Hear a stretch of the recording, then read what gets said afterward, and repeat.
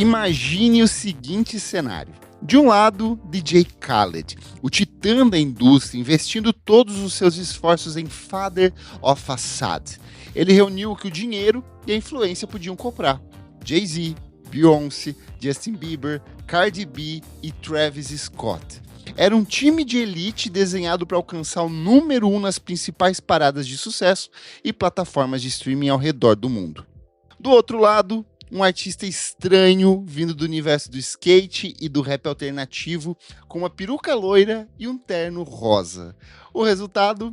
Tyler, The Creator, desbancou o gigante, levando o primeiro lugar na Billboard 200. Khaled ficou furioso, questionou os números e partiu para o ataque direto nas redes sociais. Tyler continuou na dele. Afinal, o momento não foi apenas uma vitória de vendas, mas o triunfo de uma visão artística singular e deliciosamente experimental sobre a fórmula industrial do pop. Nick Silva, estamos mais uma vez juntos aqui, ambos usando nossas perucas loiras eternos rosas. E para abrir a nossa conversa, o Tyler é frequentemente descrito como um artista que, abre aspas, mudou de pele várias vezes. Eu queria que você contasse para os nossos ouvintes como foi a sua primeira conexão com a música dele e como que você acha que o Igor é esse ponto de ruptura que define o Tyler que a gente conhece hoje. Oi, gente, tudo bem? Eu não sei exatamente qual foi meu primeiro contato. Acho que foi com o clipe de Yonkers, que ele come a barata. Então, foi aquela coisa do choque, né? Essa primeira perna aí da carreira do Tyler tinha bastante desse choque pelo choque, assim. Então, creio que foi nisso, assim. E aí, quanto mais ele ia, né, prosseguindo na carreira e ia fazendo coisas diferentes, a gente foi vendo que existia outras camadas, outros Tylers ali. O primeiro disco dele é uma coisa bem estranha, bem ainda naquela cara do Odd Future, né, que era aquele coletivo que ele tinha ainda no final dos anos 2000, e era, enfim, bastante misógino, bastante bizarro, assim, nas coisas que ele cantava, mas ainda assim... Homofóbico, racista, era a coisa mais criminosa do mundo. Mas ainda assim a gente via que existia algo ali, né, tipo, existia um talento, uma verve artística ali.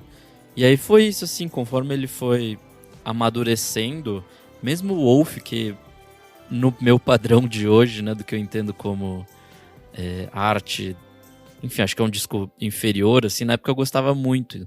Pra mim era o melhor disco dele, foi meu disco preferido dele por muito tempo. E nesse disco ele já brincava, né, com essas personas de, se eu não me engano, são 3 nesse disco, então... Era uma coisa Goblin dele mesmo ele já brinca, porque ele faz o terapeuta e tem outros personagens ali, né? Então tem os diálogos dele com ele mesmo ali, nesses alter egos.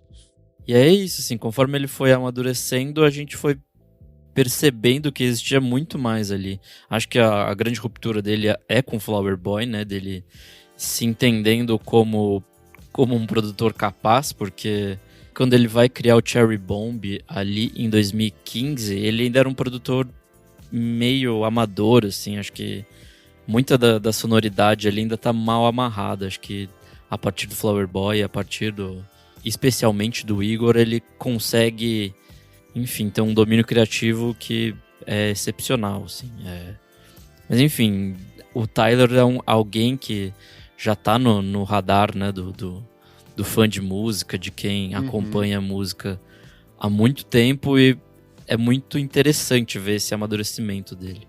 E você, amigo, como foi seu primeiro contato? Cara, pra mim foi em 2010, porque ele lança o Bastard no final de 2009, se não me engano, tipo, em 25 de dezembro, foi uma coisa assim. E aí eu lembro de ter visto o Bastard, que é a primeira mixtape dele, circulando em algumas listas de 2010. Eu não me encantei na época, porque pra mim eu acho que em 2010 eu tava full Kanye West no My Beautiful Dark Twisted Fantasy ali, eu acho que era o disco que eu mergulhei de cabeça e só ouvia isso, não conseguia ouvir outra coisa, então nada mais de rap ali me interessava. Mas quando ele lança o Goblin em 2011, eu fui muito comprado, assim, eu achei esquisito, eu achei muito errado o som dele, eu achei torto. Foi nesse mesmo ano que sai o o Ex-Military do Death Grips, que era um som também bem sujão, bem podre.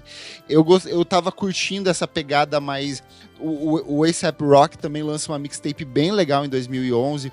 Então eu tava curtindo essa todo mundo coisa... dessa galera dos A$APs aí, eles estavam lançando essa primeira batch de coisas, assim, tipo... E eles estavam fazendo parceria com os caras tipo Clans Casino, que eram os produtores que faziam um som mais dreamy, distorcido, estranho.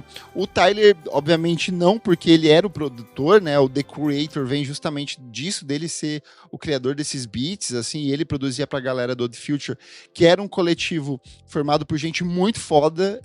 Imagina, no mesmo coletivo você tem Frank Ocean, você tem o Earth Sweatshirt, você tem a galera do The Internet. Então, assim, é um grupinho de gênios com vários problemas de sexualidade, que aí depois a gente descobriu que a maioria ali era um bando de bissexual ou um bando de homossexual enrustido. Tudo gay sapatão. Sapatão, puta, viado, todo mundo reunido ali, com um discurso mega misógino, mega homofóbico. Nessa época, se eu não me engano, o Tyler, The Creator, chegou tipo, a ser banido da Austrália, sabe? Ele foi proibido de excursionar em alguns países. Então, assim... Era uma galera que, obviamente, jamais vou passar pano pra isso, mas era uma galera muito nova, filhos, muitos deles de, sei lá, mães solteiras ou pais disfuncionais, criados ali, jogados na periferia de Los Angeles ou na periferia das principais cidades da Califórnia. Era uma galera muito imersa nesse conceito de internet, relacionada a skate, e o Tyler é, de alguma forma, uma mistura de tudo isso, né? Ele vem desse universo de skate, mas ele é profundamente apaixonado pela obra do Pharrell Williams, que é talvez a principal referência de produtor para ele. Nossa, em vários momentos da carreira, Kanye ele nesse disco assim é impressionante. Vaza muito ele dos quer dois, muito ser assim, tipo o Pharrell em vários momentos, até você falou do Cherry Bomb. Pra mim, Cherry Bomb é muito essa tentativa dele se encontrar como produtor, tanto que tem a versão instrumental do disco depois, assim. Mas eu acho que o mais fascinante é ver justamente essa transformação do Tyler ao longo dos anos, né? Porque quando você fala do Wolf, assim, o Wolf já é um trabalho muito mais maduro em relação ao Goblin, muito mais comercial, tinha algumas canções que eram bem mais acessíveis, era um som mais melódico, ainda com esse domínio dele como produtor, né? Ele assina como produtor do disco, mas vai ter umas coisas, assim, bem mais acessíveis em relação ao Bastard, em relação ao Goblin, e cada novo álbum ele vai dando meio que um passinho, né? Eu acho que o Flower Boy é, de fato, o amadurecimento criativo, assim, algumas das canções mais acessíveis, bonitas, musicalmente tocadas dele, estão dentro desse disco. Tem o lance dele se entendendo em respeito à bissexualidade dele ali. Até hoje não é uma coisa muito clara, ele fica meio nesse campo nebuloso. Mas eu acho o Tyler talvez um dos artistas mais fascinantes da década passada. Assim, no rap, pra mim, tá muito ele, o Kendrick, o Earth Sweatshirt ali estão juntos. A própria Zilia Banks, apesar da problemática toda dela, assim, eu acho que são meio que gênios em suas respectivas direções criativas ali. Mas eu acho que o Tyler, principalmente depois do Flower Boy, ele alcança um status assim de um cara muito foda, e quando ele vem com o Igor, pra mim, assim, consolida tudo que ele vinha tentando ali desde do final dos anos 2000, né? Que é ser esse cara que é um produtor, mas que é um artista, um astro da música, quase um rockstar ali, mas que acima de tudo tem um senso estético muito único, porque eu acho que a coisa mais fascinante da obra do Tyler não é uma coisa só, não são só as rimas, não é só a produção, mas é todo esse universo estético, narrativo, visual, poético, conceitual que ele acaba criando dentro de um disco e do outro, né? Acho que é isso. Acho que ele também... Uma das coisas que mais me chama atenção no amadurecimento dele é essa coisa de perder esse valor de choque, assim, esse negócio de chocar por chocar, assim, porque essa era uma grande coisa nas primeiras obras ali. E aí acho que com o tempo ele vai entendendo que a música dele, a narrativa dele, as produções dele dizem muito mais do que simplesmente esse choque de tipo, vou causar aqui, vou falar algo muito escroto, sabe? Acho que esse pra mim é o grande ponto, assim, dele de fato se entendendo como alguém que tem muito mais a oferecer do que esse simples, tipo, uma pegadinha no malandro ali, tipo. Sim. Eu acho que antes ele tinha essa coisa de de surpreender pelo choque, e era uma coisa que as pessoas esperavam a cada novo disco, como que o Tyler vai... Qual que vai ser a polêmica da vez, o Tyler? E eu sinto que a partir do Flower Boy, e especificamente do Igor, ele inverte essa lógica. Ele passa a ser uma referência musical muito grande, uma referência de rima, mas principalmente uma referência de estética, de figurino, de moda. Ele tem grandes marcas fazendo parceria com ele hoje em dia. Você tem todo um universo visual que ele constrói dentro de um disco para o outro. A estética das capas. A gente está gravando aqui na pós-Grammy, onde ele ganha a capa do ano pelo Chromacopia, né? Então eu acho que por si só já torna bastante explícito o quanto ele é esse artista que é muito importante artisticamente falando, né? De estética, de senso estético, de ter algo para além do puramente comercial. E eu acho que é isso que é o grande bater de frente com o DJ Khaled, né? Porque hoje, em 2026, o DJ Khaled já não tem a menor expressão, assim, influência dentro da indústria. Ele é só mais um... Ele, obviamente, ainda tem uma parcela do público que ouve, mas se a gente pegar ele ali, segunda metade dos anos 10, ele rivalizava com o Drake no sentido de ser esse superstar do rap, né? E era um cara que investia milhões e milhões de dólares para fazer discos que eu particularmente acho terríveis, para mim são todos iguais, asquerosos, horrorosos, assim, mas que davam muito certo por conta dessa mobilização que ele fazia. De vou pegar, tipo, os gigantes da indústria da música, as pessoas vão ter que me ouvir de alguma forma, né? E eu acho fascinante que o Tyler chega com o Igor, que é uma resposta a isso involuntariamente, né? Que é um disco que ele praticamente quase não rima, as rimas são bem reduzidas, ele vai para uma coisa mais cantada, ele adota uma abordagem onde a produção é praticamente toda dele, ele deixa de lado a construção do beat para valorizar muito o uso do sintetizador, e é totalmente o oposto do que o Khaled vinha fazendo, né? É quase tipo um disco indie competindo contra um grande gigante da indústria ali, né? É bem isso mesmo. E aí outro aspecto que eu acho muito fascinante também disso é que enquanto o DJ Khaled traz esses artistas em destaque, em posição de destaque, usando o nome pelo nome, principalmente para alavancar dentro das plataformas de streaming, o Tyler vai trabalhar com algumas das pessoas mais relevantes da música na época. Vai ter o Kanye West, vai ter a Solange, vai ter o Pharrell Williams, mas eles ficam meio que nesse pano de fundo, né? Eles são uma voz discreta ali, uma assinatura de um beat aqui, uma harmonia de voz aqui num canto. Muitas vezes, uma coisa que é bem característica da obra do Tyler desde o início, é essa desconstrução da voz, né? Ele vai brincar muito com efeito. A gente nunca tem uma certeza de como é a voz do Tyler ali dentro desses discos, e ele faz a mesma coisa com os convidados, né? Uma coisa que eu acho engraçada é que o Kanye West, nesse disco, ele é meio que a voz da consciência do Tyler no disco, né? E é meio que, tipo, acho que uma ou duas antes do Igor, né? Essa figura Igor entrar em cena, assim. Então, é engraçado que, sei lá, a pessoa mais despirocada dos anos 2020 ainda conseguia ser a voz na consciência de alguém. Sim. E o álbum, ele é um conceito fechado que narra o ciclo completo de um triângulo amoroso, a paixão obsessiva, a negação, o ciúme quando o amado retorna para a ex-namorada e finalmente a aceitação e a amizade, né? E o Igor não é o Tyler, ele é um arquétipo, né? Como muitas das coisas que ele vinha fazendo. Ele é o ajudante, ele é o Igor, ele vai buscar, obviamente, a referência no Igor do Frankenstein, que é o ajudante do Dr. Frankenstein ali, e eu acho que esse conceito do terror que ele incorpora dentro do disco é muito fascinante. A gente começa ali pela imagem de capa, que é esse fundo chapado rosa, com uma imagem PB dele ali, meio estranha, meio esquisita, e é muito uma coisa de estética de filme de terror, daquelas imagens recortadas com fundo padrão e aplicação por cima visual.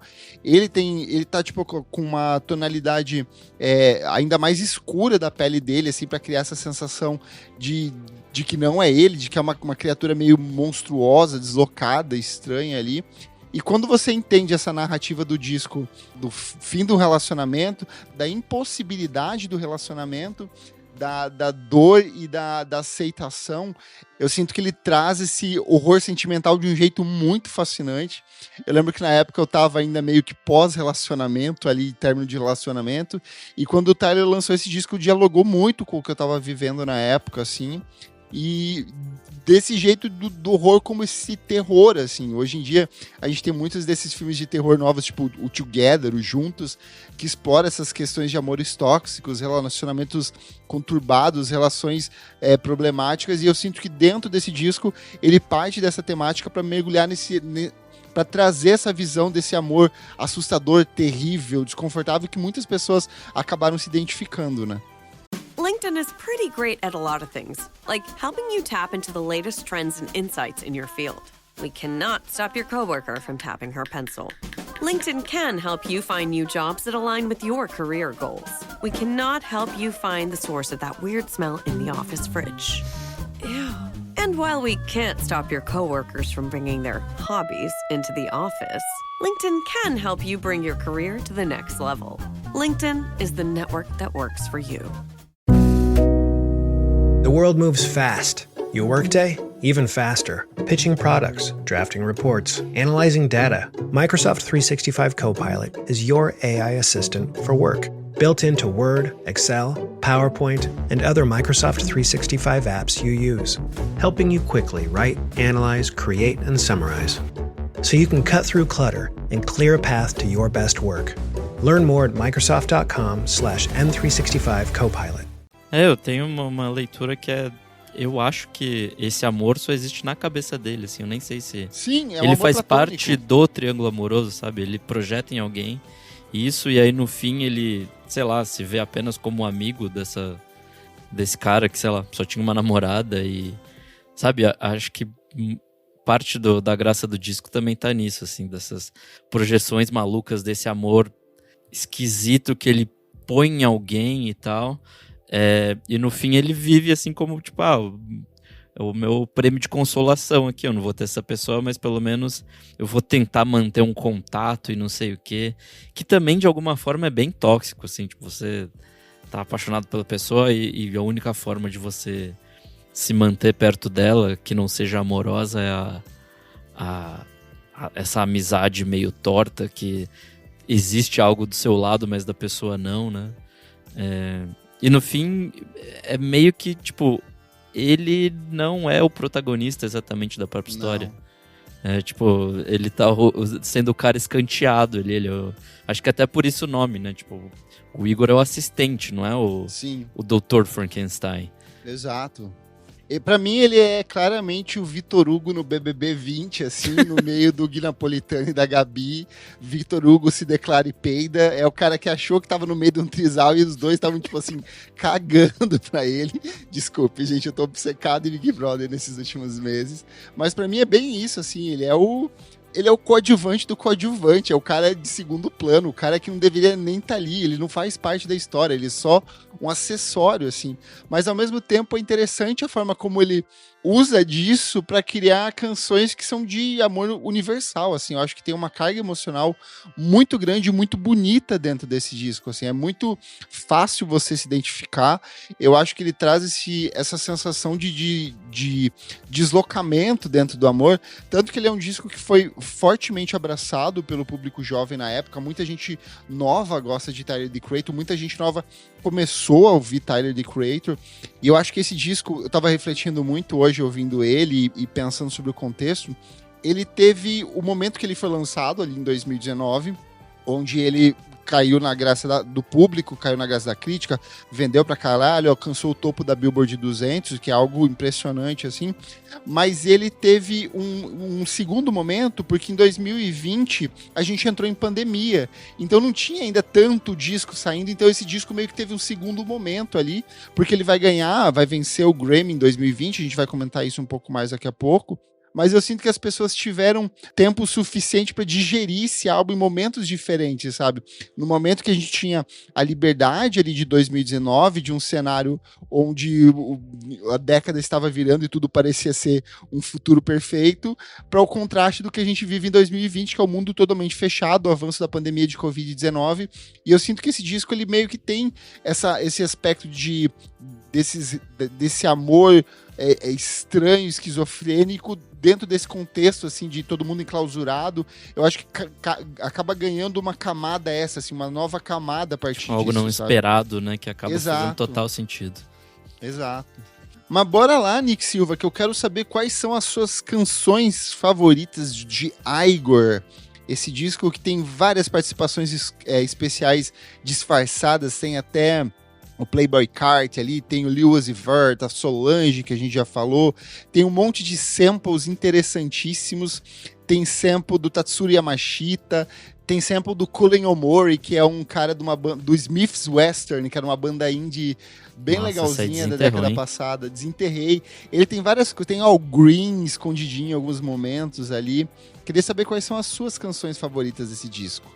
Cara, acho que a minha favorita é mesmo Earthquake, que é o grande single ali, né? Eu tava vendo que ela foi originalmente escrita por Justin Bieber ou pra Rihanna, tipo, com eles em mente, assim. E aí, acho que é isso, é essa súplica muito vulnerável de, sei lá, tipo, me ame, pelo amor de Deus, assim, tipo... tem uma parte que ele fala lá, tipo, don't leave me, it's my fault, assim, tipo... essa coisa de dependência emocional pesadíssima. Quem nunca se viu numa situação dessa, não é mesmo, gente? I Think também, na sequência, é uma coisa bem interessante, assim. Essa é que tem a participação da Solange. E ela, pra mim, tem uma coisa, tipo, muito Kanye West, assim, na época do Graduation, né? Tipo, é impressionante, assim, ele summonou o Kanye ali dos anos 2000 pra fazer essa faixa. Eu acho que esse disco tem várias preciosidades, assim, a gente tem New Magic Wand, que é uma canção fantástica, assim, tem essa coisa da letra bem consumida pelo sentimento. A gente vai ter Puppet, que talvez seja uma das que melhor exploram essa questão da ausência de autonomia, da ausência de controle dentro de um relacionamento, dentro desse relacionamento construído na cabeça desse personagem maluco. E é engraçado que a Puppet é o momento de virada, assim, a Boys Again, que Sim. é antes. E a Puppet, tipo, é o que delimitam ali o meio do disco, né? Exatamente o meio do disco. E aí é engraçado, acho que eu não sei se é em Boys Again ou Magic Wand que ele chega a falar, tipo, eu sou o seu boneco. Fantoche. Eu sou o seu fantoche e você é meu Jim Henson, que é o cara que criou os Muppets, né? Então, existe essa brincadeira com o mundo pop aí também, que é bem legal.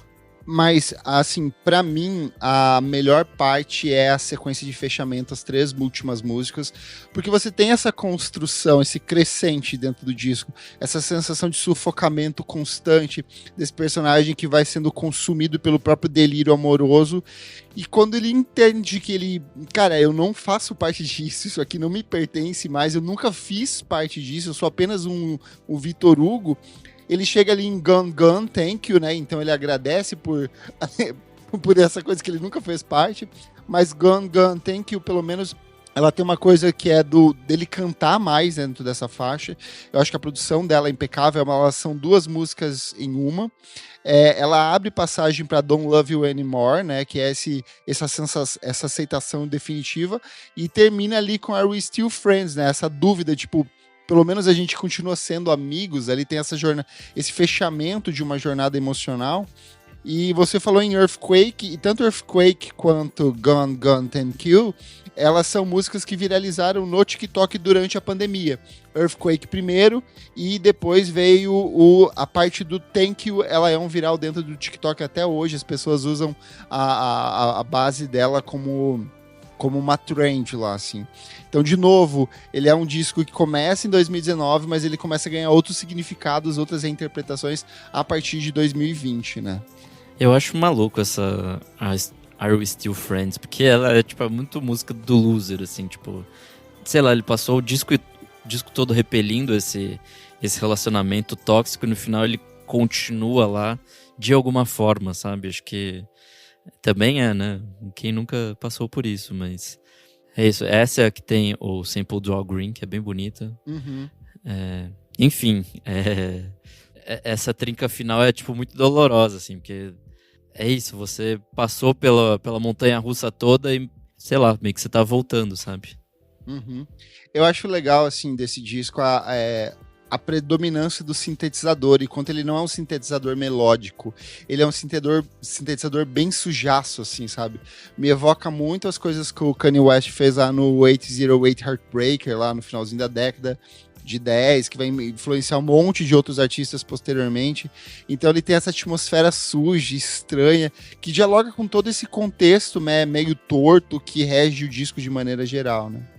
Inclusive a What Is Good, que é a nona música, tem um sintetizador, tipo, pesadaço, assim, tipo, algo, sei lá, meio Death Grips das ideias, assim, de ser algo totalmente estridente, esquisito, perfurante mesmo, assim, e faz parte...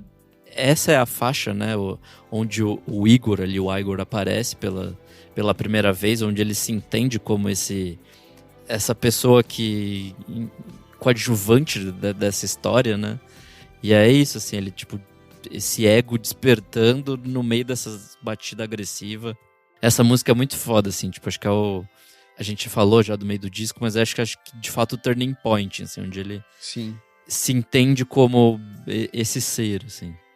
A gente falou bastante também sobre a imagem de capa ali, que é uma capa bastante icônica, mas eu queria falar um pouco sobre a estética que ele construiu do personagem Igor pro palco, né, pros clipes, que é esse terno rosa, o terno azul também, são duas variações de cor ali, a peruquinha loira, o óculos, ela virou meio que uma fantasia muito característica de Halloween. Eu tenho certeza que se tivesse rolado o Halloween 2020 ia ter, tipo assim, mais pessoas ainda usando, teria bloco de carnaval rolando do Tyler, the Creator, assim, é uma ótima fantasia, inclusive, pra gente fazer.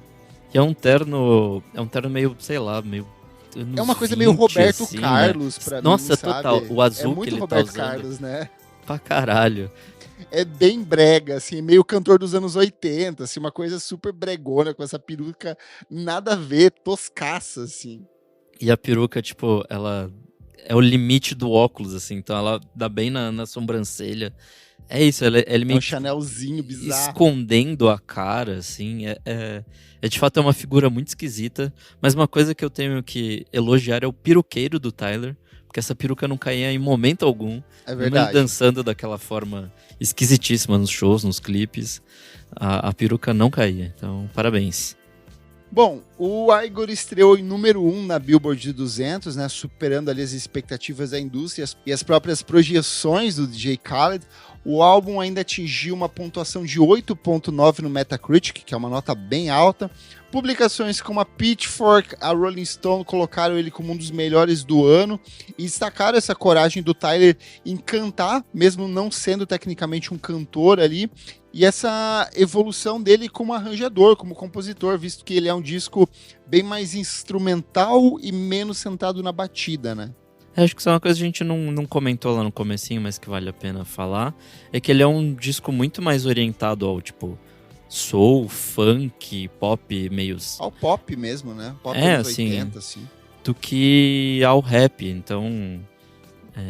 enfim, acho que é uma coisa que a gente não comentou lá no comecinho, mas é um disco diferente na carreira dele, exatamente por isso, assim, e aí, até por isso, demanda esses lugares mais cantados e tal. Obviamente vai ter as partes rimadas e tudo mais, mas acho que isso é um ponto importante. E aí em 2020, o Igor vence no Grammy de melhor álbum de rap, né? E aí teve uma coisa que pra mim foi muito corajosa da parte dele, que é no meio, você vai lá, você ganha o troféuzinho, você agradece, fica feliz, e depois você participa da coletiva de imprensa, e na coletiva de imprensa ele deu uma cobrada no Grammy, ele falou, cara, eu não quero ser visto só como o artista do rap, o artista do urban, eu quero ser visto como um artista, como uma pessoa... um músico fora das caixinhas, né? Exato, né? E aí, assim, foi uma coisa que reverberou muito na época. Muita gente especulou que a partir disso ele seria provavelmente boicotado nos anos seguintes, mas não foi o que rolou. Ele acabou virando uma persona muito benquista no Grammy, tanto que agora no Grammy 2026 ele fez uma das melhores apresentações pra mim da história do Grammy. Medley fodaço. Cara, é surreal, assim, ele fez uma homenagem à carreira dele, assim, fechando com os trabalhos mais recentes, e o disco abriu espaço para que outros artistas do gênero explorassem, né, o canto, o sintetizador, os temas LGBTQIA+, assim, sem medo de perder credibilidade na rua, assim, Então ele é de fato um trabalho muito disruptivo, tanto que se você pega os trabalhos seguintes, ele vai ainda mais longe, né? O Come If You Get Lost, de 2021, para mim, ele é tão bom, se não melhor, do que o próprio Igor, assim, é uma outra perspectiva de música. No Chromacopia, ele vai discutir as questões da ausência do pai, umas questões cada vez mais intimistas. No Don't Tap the Glass, ele vai para uma coisa totalmente escapista e dançante, assim. Então eu acho que só reforça o quanto o Tyler é esse personagem interessantíssimo, assim, uma das figuras mais legais, criativas. É meio que uma coisa que todo mundo para ver. Inclusive eu tenho uma mulher no meu trabalho, assim, que ela é mais velha, assim, ela já tem uns 50 anos, e ela falou que ela adora ele justamente por conta dessas questões estéticas que ele traz toda vez, assim, e ela pesca muito como referência. Assim, ela falou, cara, eu adoro ele, gosto de ver o que ele vai trazer de novo nos próximos trabalhos. Foi o filho dela que apresentou pra ela, e ela falou que ela ficou muito fascinada, assim, pela obra dele, assim. Eu acho que, de fato, ver o Tyler crescer é algo muito, muito legal, assim, de estar vivo na mesma época que esse artista, sabe? Uhum. E a gente viu, sei lá, ele criando um festival de música, a gente viu ele começando a atuar, inclusive falando que ele tá muito bem no Marty Supreme, que é um filme que foi pro Oscar e tudo mais. Enfim, ele tinha coisa de sketch de comédia e tal. Enfim, ele foi pra muito além da música, assim, acho que... Ele é exatamente o que ele disse no Grammy. Ele falou, cara, eu sou um artista, eu quero ser visto como um artista. Ele é um ícone hoje da moda, várias marcas querem trabalhar com ele, assim, ele é super requisitado, ele tem um senso estético absurdo, assim, e ele é muito foda, cara. Ele virou uma das referências dentro da indústria da música norte-americana, né? De fato, acho que hoje em dia ele é isso, assim, ele é benquista, ele é referência, enfim, é muito foda ver tudo que ele é capaz de produzir, enfim, muito bom. Ele é meio que uma resposta ao cancelamento, assim, porque, tipo, ele superou o cancelamento de uma maneira... Ele podia simplesmente desaparecer, como outros artistas da idade dele que acabaram desaparecendo, e ele deu a volta por cima e virou uma das figuras mais essenciais que a gente tem na música pop hoje, assim, ele é gigantesco demais. E teve gente remexendo nos tweets antigos dele, mas ainda assim ele sobreviveu a tudo isso, porque acho que é isso, né? Ações valem mais que um tweet antigo e, tipo... Ele mesmo respondeu já isso posteriormente. Ele falou, cara, essa pessoa não sou mais eu, assim, não faz o menor sentido, eu era idiota.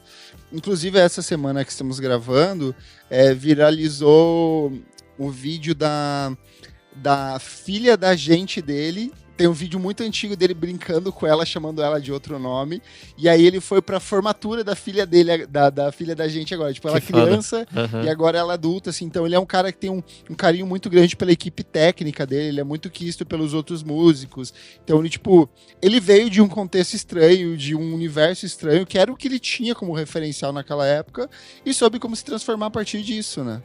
E se você quer ouvir mais sobre o Tyler, the Creator, nós temos um podcast dedicado a ele, que é o podcast VFSM 151, O Estranho Mundo de Tyler, the Creator, onde a gente conta todo desse universo, o surgimento dele, as tretas, da onde ele veio, passamos por cada um dos discos, e foi bem na época que ele tinha acabado de lançar o Come If You Get Lost. Então, assim, é um podcast bem legal, com muitas participações especiais ali pra gente conseguir embasar um pouco sobre quem é esse personagem incrível do rap e que vem agora pro Lollapalooza. Ele vai voltar depois de anos que ele tocou no SWU, lembra que ele veio com o Odd Future, numa apresentação caótica, maluca, e finalmente vai voltar pro Brasil agora, né?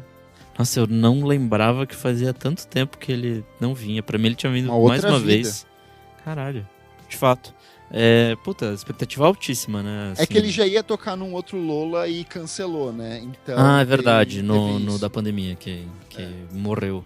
Mas enfim, Don't Tap the Glass é um dos discos que eu mais gostei, que eu mais ouvi ano passado.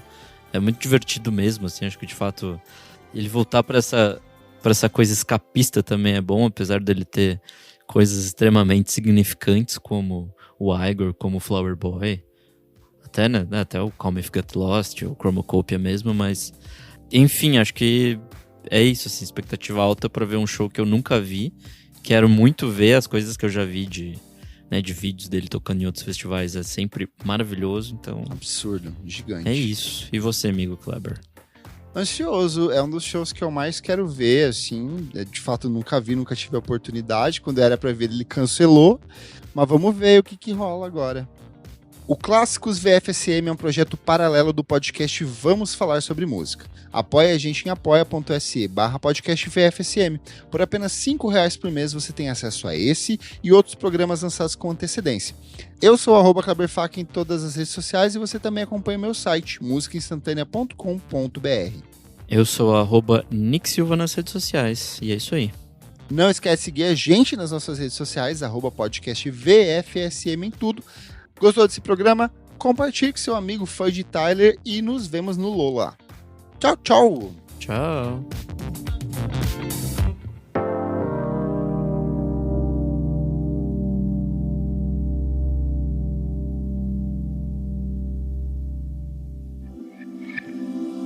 Esse podcast foi editado por Nick Silva.